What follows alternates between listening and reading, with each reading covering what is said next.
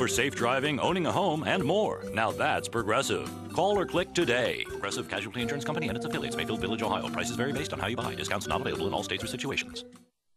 Calling all NASCAR fans. Join Sports Radio WGAM The Game for the NASCAR You Pick 10 contest sponsored by New Hampshire Motor Speedway. Log on to WGAMradio.com all season long to pick your favorite 10 drivers each race weekend. Think you know who the best drivers are? Pick correctly and you could win some great prizes from Sports Radio WGAM The Game. Make your NASCAR picks. Log on to WGAMradio.com today.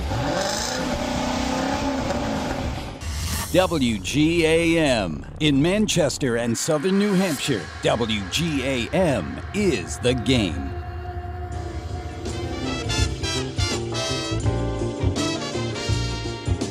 Welcome back to the New England Golf Radio Show. I am JJ Truman. Got Chris Arcan behind the board playing some smooth jazz, hip-hop for us. No idea on this one, Chris. I'm 0 for 12 today. I Gangstar. Like a little Gangstar. Oh, I love Gangstar. Gangstar, solid stuff. Rest in peace to Guru, by the way. Yeah. He's no Professor Lyrical, but he was a great rapper back in his day. No Professor Lyrical for sure.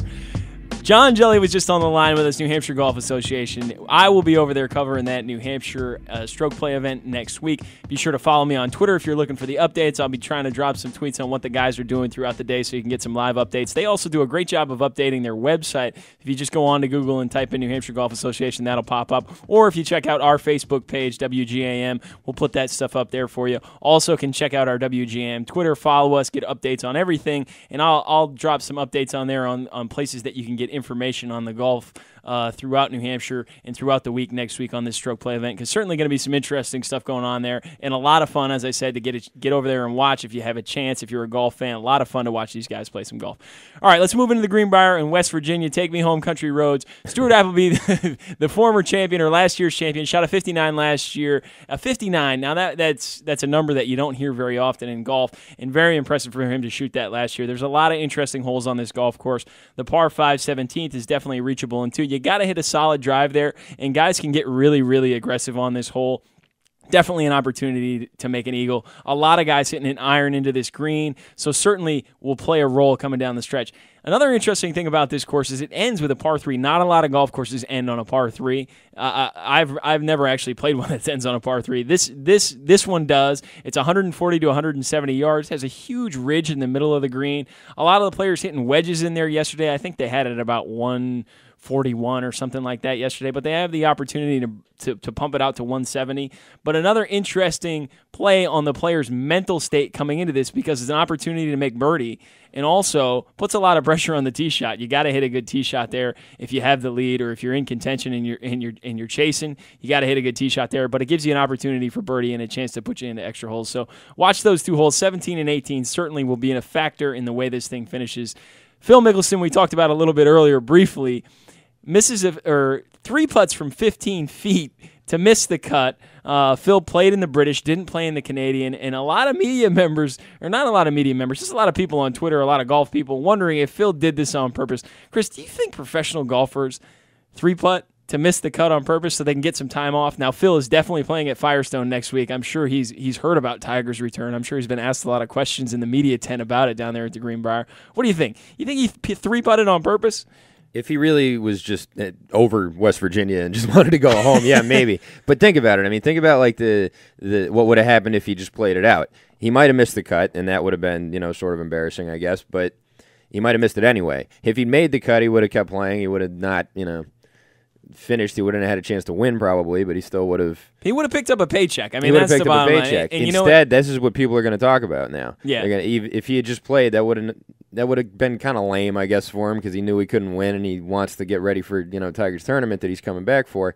But now people are going to be saying, well, you 3-putted on 50. That's what I do. Yeah, that's what I mean. Come on. Yeah, I 3-putt and 4-putt. So anyway, John, I hope you're not listening. That mid-am entry's still out there. But I don't think Phil did this on purpose by any means.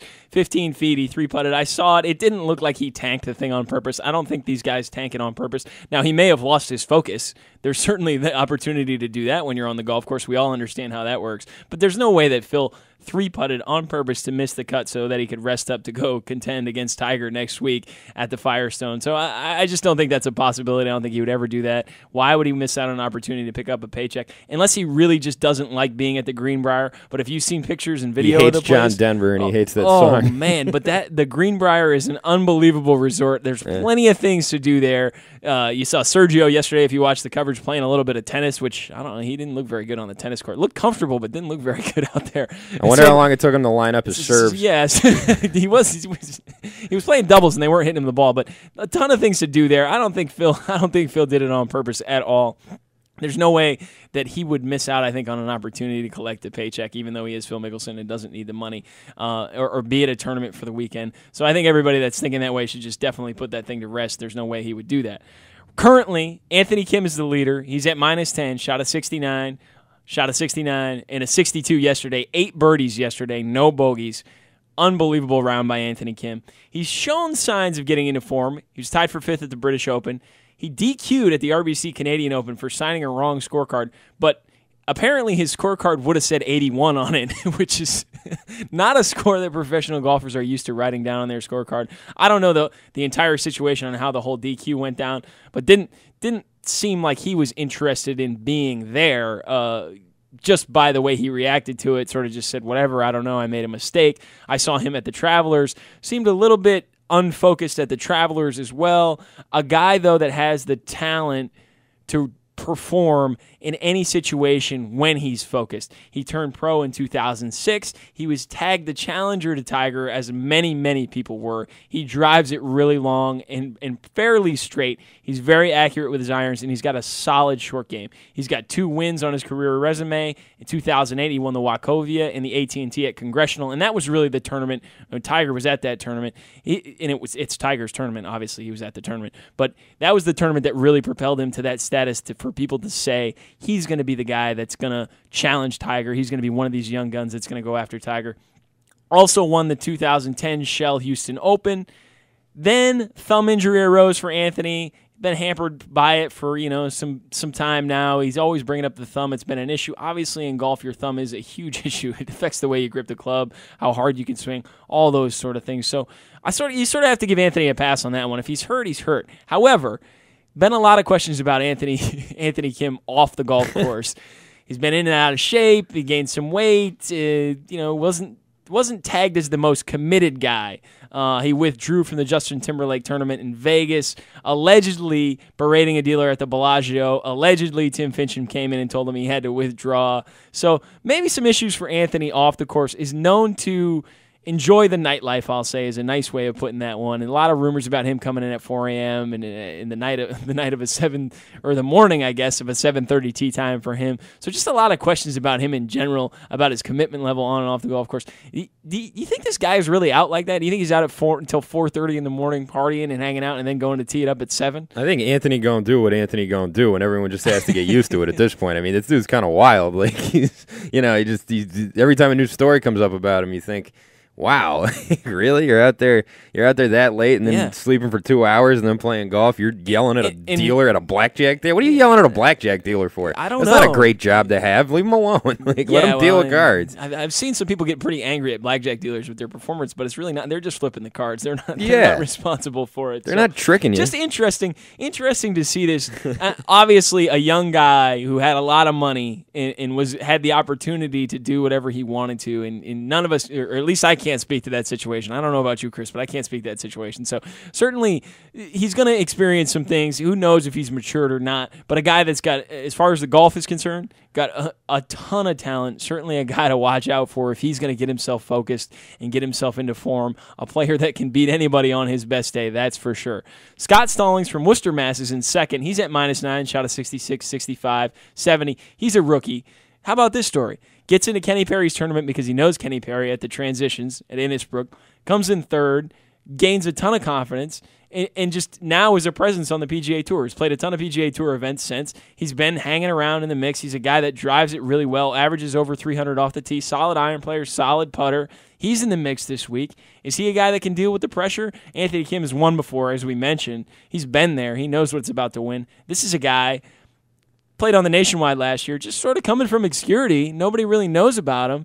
Shows up, and now he's in the mix. You see a guy you think can deal with the pressure? He is from Worcester. And a Red Sox fan. You're from Worcester, you can deal with anything. But if he's out there really, really playing well and really kind of in the hunt, yeah, I think he could probably deal with the pressure better than like a bigger name with people that have a big gallery and lots of people following him and analyzing every single shot. No one's going to be following around, this guy, Scott Stallings. They're going to be who's Scott Stallings until the very end, maybe if he's right there in the hunt and has a couple. Then we'll see where the pressure is. But I don't think there's going to be any pressure on him in the first 2 days. And interesting enough, he probably is taking the attitude, I got nothing to lose. Yeah. Anthony Kim may be feeling more pressure. House money. That's right. If you saw Anthony Kim yesterday in the interviews, he's saying, well, I hope tomorrow's better, and I hope this, and I hope that, and you could sort of see him putting some pressure on himself to say, you know what, I'm in the lead. I need to win.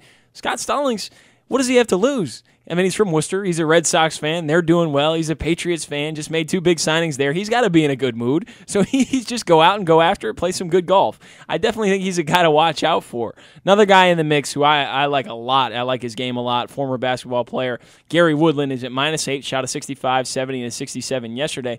He won the transitions. He was on fire in the transitions earlier this year. Was 17 of 17 on putts inside 20 feet. At the transitions, won that tournament. He tied for 30 at the British Open. He absolutely bombs it.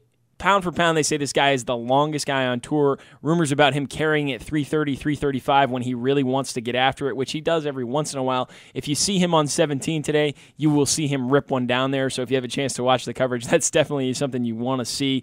He's got a solid short game, as I said. Had a great putting day, the final day of the transitions, went 17 for 17. He's a guy, watch out for him. Webb Simpson, another guy in the mix at -8, 65, 68, 69 this week. He finished second behind Woodland at the transitions, missed a 20-footer for par to tie in that golf tournament. Solid player, a guy who's improved his game a lot, a guy who's improved because he's picked up his pace of play. One of the things they were talking about yesterday was how slow he was previous to this week. Been trying to pick up his pace of play, less thoughts, playing a little bit better. Interesting how these two guys are in the mix in the same tournament in the same year.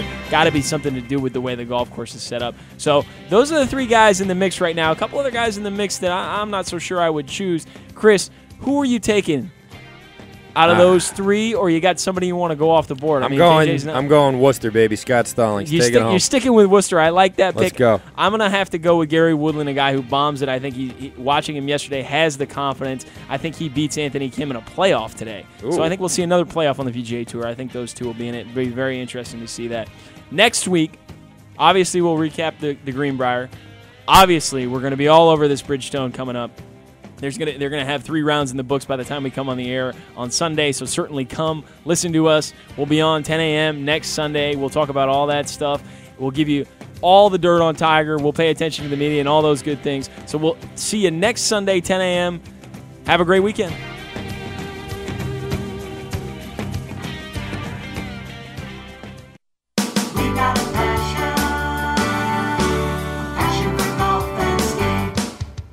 Make the most of this golf season. Swing by Golf and Ski Warehouse and choose from a huge selection of the best.